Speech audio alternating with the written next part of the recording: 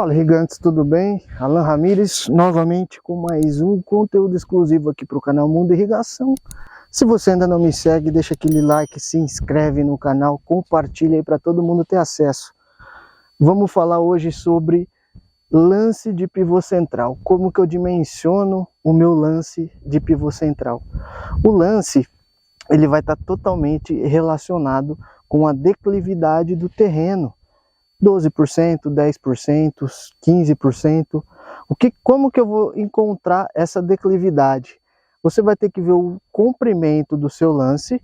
Nesse caso aqui, para essa marca, eu tenho comprimentos de 54,86, 48 metros e dividir pela maior diferença de desníveis. Por exemplo, da torre até o rodado, eu tenho um desnível máximo de 2 metros. Eu tenho que dividir esses dois pelo comprimento do meu lance para achar essa declividade.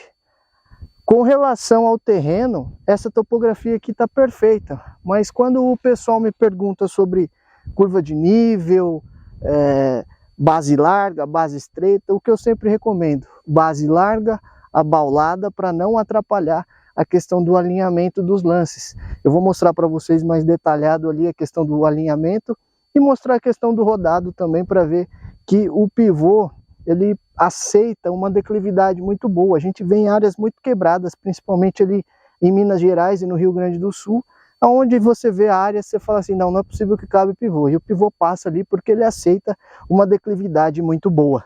Eu vou mostrar para vocês ali um pouquinho dos detalhes de rodado e alinhamento para vocês entenderem. Aqui, gigantes, por que a gente fala do comprimento do lance, né? Que a gente está mais ou menos quase no meio.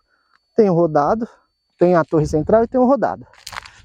Por que a gente fala que tem que se atentar com relação principalmente a curvas de nível?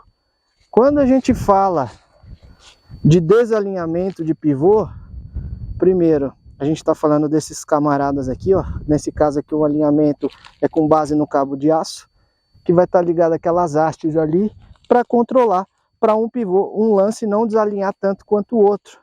E com relação à curva de nível, vamos imaginar a seguinte situação. O pivô, ele roda, faz um movimento circular, enquanto esse lance aqui está de um lado da curva, o outro lance lá já passou. Então, quando a gente tem bases estreitas, pode ser que tenha problema com relação à sensibilidade dos alinhamentos e desalinhe o pivô, e o pivô vai parar por segurança. Aí, nesse caso, a gente tem que mexer na curva de nível, deixar ela mais abaulada. Os lances de equipamentos vão variar aí de 6 tubos até 9 tubos, e os comprimentos eles vão variar de acordo com a marca que você estiver trabalhando. Então é muito importante você se atentar com relação a isso daí, porque pode dar uma composição de área diferente quando você for comparar os projetos. E aí tem que pedir para o pessoal equilibrar os lances, e principalmente que os lances estejam de acordo com a topografia, porque tem bastante gente que coloca lances maiores para o pivô ficar mais barato por hectare, porque vai ter menos um lance. Às vezes isso dá uma diferença bruta, quando a gente está falando entre 80 a 120 mil reais o valor de um lance de equipamento. Então, fica aí as dicas, irrigante, quando for cotar pivô, ver a quantidade de lances, composição de cada lance. Isso daí é primordial na composição de custo do equipamento.